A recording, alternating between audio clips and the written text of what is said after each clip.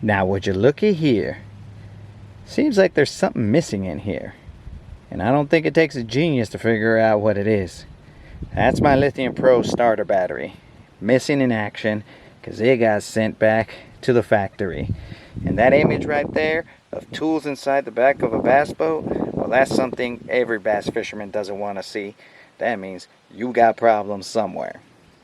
Oh, we on YouTube?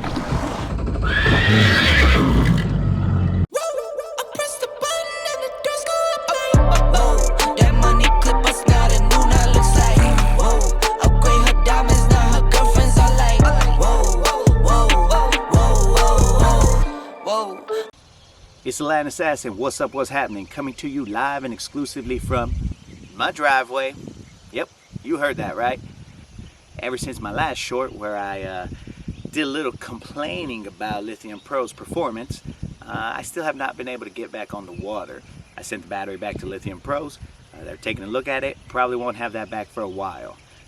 So I thought I'd just put out some footage of the topwater strikes that I got while I was out on the water that day. I mean, not even Lithium Pros could stop me from catching fish. They could only stop me from getting back. And boy, was it an adventure to get back. That was insanity. Insanity. Me and Silver barely made it off the water in one piece with limited damage. Limited damage. That video I'll put out a little later on as soon as I can look at the footage, because it's traumatizing. It's traumatizing when you only have your trolling motor and you're trying to get on the trailer and Mother Nature is basically matching your mood. Getting pretty desperate out here. Haven't been on the water for a while. Just basically sitting in my boat. That's how bad it is. Sitting in my boat, watching boats drive by, going to the lake, wishing I was on them, wishing I was one of them. One of these is an assassination attempt by the fish to take me out, shoot my lure right back at me. I bought an ionic battery at the suggestion of one of the fishermen that I know. Hope you guys enjoy this video. There's some informative stuff as to why I used that topwater bait that I did. And as soon as I get the battery, which probably will be sometime this week, I'll be back on the water and see what's up. Alright, peace. Here's a side-by-side example of the way the Lucky Craft Sammy and the Yo-Zuri 3DB sit in the water. The Lucky Craft has a more vertical presentation. The Yo-Zuri is a little bit more horizontal, and that little distance between that last hook and the eelgrass, I mean, that can save you a lot of time having to pull off the eelgrass from that grass that's just below the water that you can't see. So when I was working the Yo-Zuri, I was staying above that, and somehow, for some reason, it was coming through the grass that was even just floating on the top. It just came through a lot better than the Sammy, and that's why I was throwing that Yo-Zuri.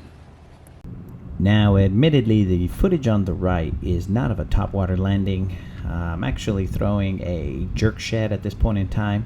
I only included this footage because I happened to catch a fish while I was consuming my morning burrito. This is the second time on this lake that the fish have interrupted the consumption of that burrito. I'm not exactly sure if I had my homie on the boat with me, you know, my homie 207, if he would have made that same choice and landed the fish, or if he would have just decided, hey, I gotta finish this burrito, because you know, he's 207 and he's hungry.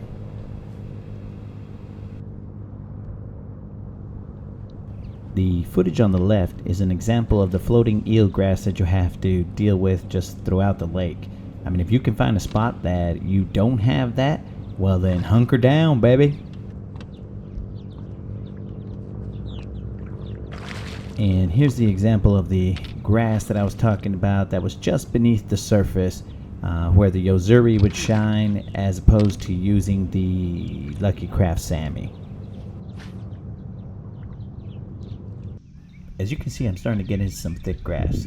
And Boating 101 states, raise the trim so you don't get all that grass on your lower unit. And this is about the point in which my Lithium Pro decides to tap out and say, mate.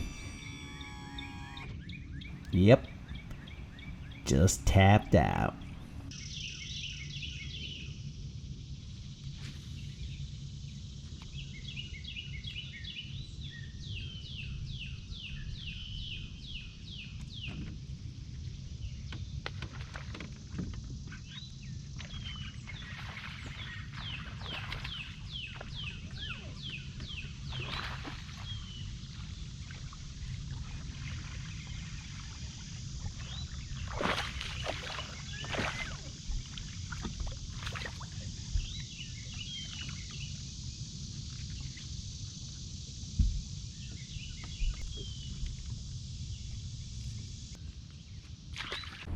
Now we can't forget about this bait right here, the star of the show, the one who caught the biggest bass of the day.